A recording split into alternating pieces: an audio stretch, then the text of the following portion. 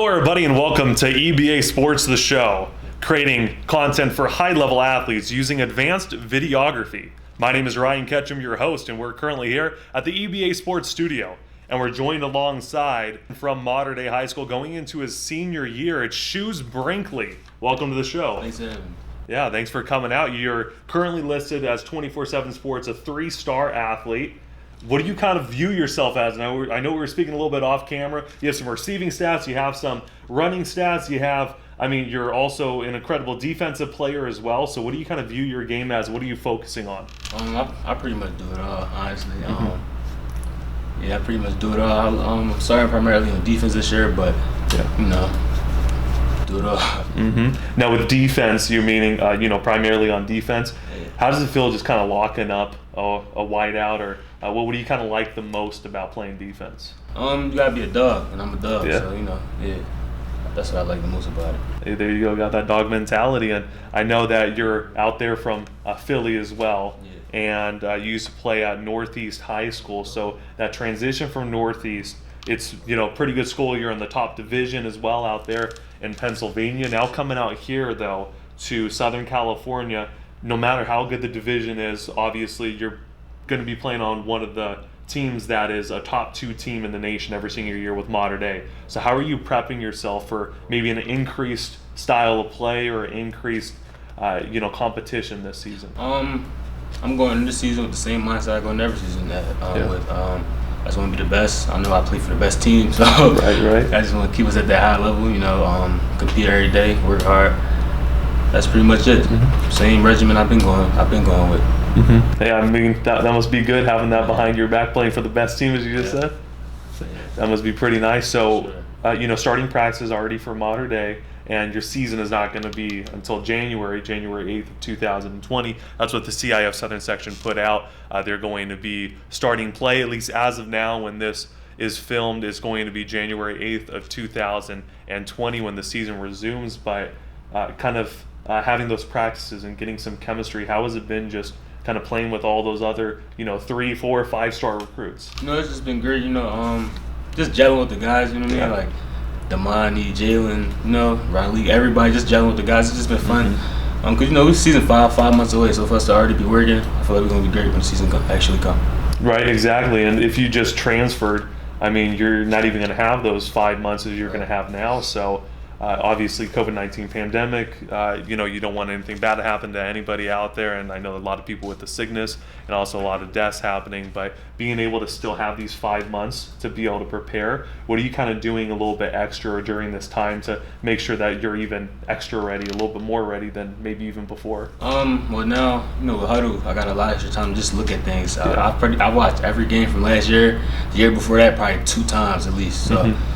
Just that side of it, because I'm never gonna stop working. So just the other side of it, I've been able to soak in a lot. You're mentioning a lot about tape and watching maybe competition or maybe even your own guys out there. How important is watching that film and just making sure you see what everybody's doing out there at this level? Especially when you play a position like me at safety, it's the difference for me jumping a route or just making the tackle. You get what I'm saying? Just me knowing, here it come, I gotta get there. I feel like mental preparation is one of the biggest aspects, of football. Yeah, and that mental, preparation. When did you kind of start watching film, and when would you suggest maybe those younger athletes? Maybe film's not available at a younger age, but what would you suggest for those younger athletes to kind of start working on film and start that mental? Well, we live in the age of technology, so YouTube. I remember ever since I can remember, me 9, 10, 11. I was watching tapes, honestly, like Darrell Reeves one-on-ones when he played for the Jets in practice. I was watching that type stuff.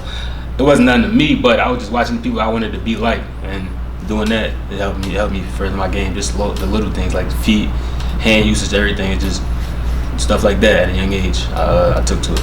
Yeah, talking about that at a young age. Going into 5th grade, you were actually at a Philly Football Skills Academy, the PA Swag Grade School Football Combine, and at Gwinnett Square Elementary, and you were kind of saying that Alabama was your favorite school back then, your favorite player was your cousin, but just kind of, already being in football and, you're already watching tape. What was kind of your mindset back then, trying to have fun, but what was your mindset to maybe try to get better? Honestly, for as long as I can remember, I was working out. football has always been a dream of mine. I always wanted to go to the league. Like ever since I can remember, it's always been I've always wanted to have fun, but it was always a business to me for as long as I can remember. So yeah, just my whole life I've just been working. My whole life, pretty much. Yeah, and working, I mean, that might be an understatement. We were speaking a little off camera, but 255 max on the bench as a freshman, went to 315. I mean, just putting in extra work. I don't know too many freshmen that could be able to put up that weight and be able to kind of be at that level. So is that kind of a mindset that you have, just kind of be a little bit above the competition in every way? Sure. Mm-hmm. And how were you kind of able to do that? I mean, that's pretty impressive, especially as a freshman. Just research and just hey, put this in my body, I'm gonna get this as a result. But lifting this, I'm gonna get to improve this. Just stuff like that. Help me further my game, further my physical development at a young age. So, I'm gonna keep doing that. Right. All the way until I get to where I want to go. So. You brought up something very important about putting into your body. With a lot of athletes, if you look back, maybe even 30 years ago, even 10 years ago, they don't have the same nutrition aspects as they do now. So just everything kind of developing. When did you kind of start looking at that side of the game? Probably about 7th grade. Yeah, I noticed I was a little bit just smaller than everybody. So I tried to look at things like, hey, can this get me bigger? Can this get me bigger? Just stuff like that. Ever since puberty hit, and I think I've been looking at what to put into my body and how it was going to translate. Okay, nice. And just kind of getting that extra edge above the competition, especially doing that at so young of an age. So somebody maybe a little bit younger, maybe at that 7th grade age, as you started doing that, what's something that you kind of look back on, you're reflecting on now at your age, that maybe you wish you would have done, or you wish you would have implemented in your game that you would suggest for them to do so at that age? This might sound a little like dumb or unimportant, but just stretch, honestly. Because if you just stretch, or if you don't stretch, by the time you get to high school, you're gonna be. So when you start actually really lifting, putting up some weight, you're gonna be stiff and not feel right. So just stretch, stay loose. I feel like that's a real important aspect that people don't really focus on. No, that's a great point. Not stupid at all. You need to have as big of a range of motion. You got to have a full range of motion with your workouts, and if you don't stretch, you're not able to do so. So no, that's a great point of view to be able to look at. And being here in Southern California, I know we were speaking a little bit earlier that this is kind of your first time being out here, and you're living out here. You're going to be going to school out here. So how has that transition been for you now, kind of being a Southern California guy? That's funny as you said that. But it's a completely different environment, atmosphere, just life. Everyday life is different. Weather different. I walk outside, I see palm trees. Philly, I see it, abandoned house. So, I like it. I definitely like it. I like that I can really lock in out here. There's no side distractions. There's a lot going on where I'm from. I feel like it's just great for me in my career, just being out here. Now, I know I mentioned you're a SoCal guy, obviously Philly at heart, and always a Philly guy though.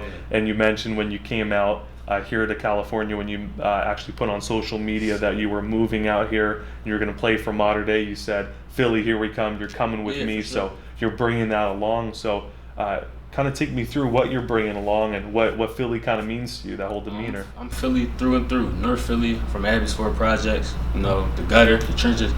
I bring that with me everywhere I go. So, put my C in my back like my last name. So that's when you're dealing with somebody from Philly, especially an athlete, you're going to deal with a certain toughness that you might not get from somewhere from another place. Like I feel like I'm bringing that toughness to Southern California.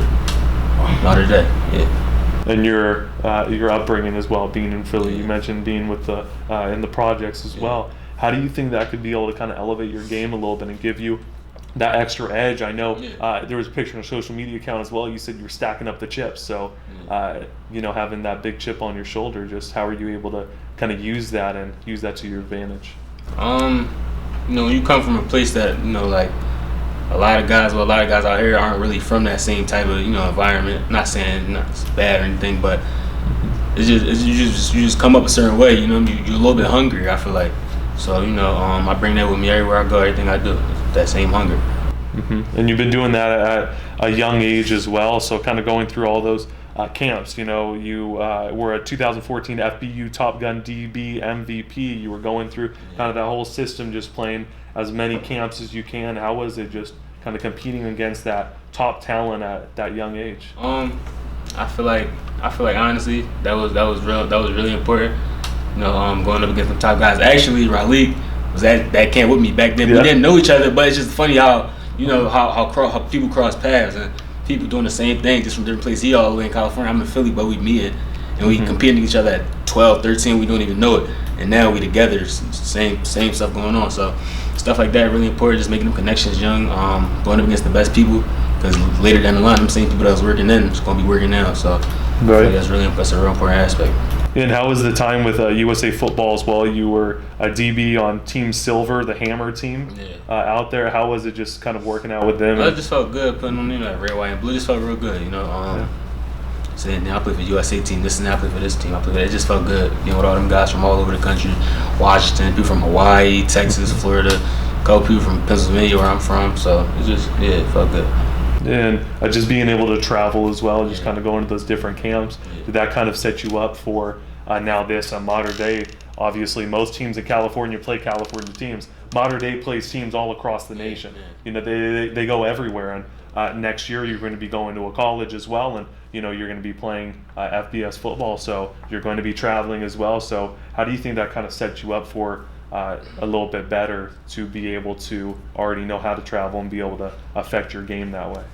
I feel like me traveling, you know, at a young age, just all preparation. You know, I mean, I understand like me going to modern day and being away from Philly where I'm from, or me being at this college, that college. It's just I know I'm on a mission. You know what I'm saying? I know I'm here for a reason. I'm here to get to the next level. So yeah, I understand everything. It's all worth it. And how are you able to maintain that focus? Obviously, getting recruited and going to a big time school now like modern day. You said you're focused on kind of getting to that next level, but how are you able to kind of stay within yourself and make sure that you finish out the senior year academically and also athletically? Because if you look at it, honestly, I'm at modern day. I'm playing for the number 1 team in the country, just in that, but I'm not where I want to be at. You know what I'm saying? I'm not in the NFL yet, so I can't get complacent. I can't get I'm here, I arrived, because I didn't arrive. I mean, I'm not making no money off this yet, so yeah.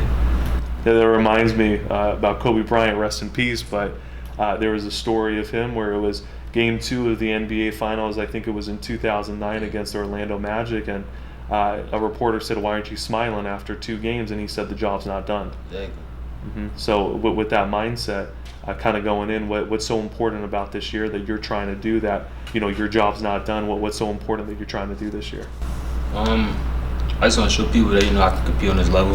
Yeah. I can be the best at this level. You know what I mean? Just that chip on my shoulder. You know, where I'm from, you know, we don't really get opportunities like this to come out here and do stuff like this. So I feel like I'm representing all them too, as well. The job isn't done. I look cool. Right. And also with leadership, you're going to be, you know, a leader for this team, and I know you have some experience with that. You had the leadership award at FBU Showcase Camp, and you always want to go up against top receivers. You said to be the best, you have to beat the best. Yeah.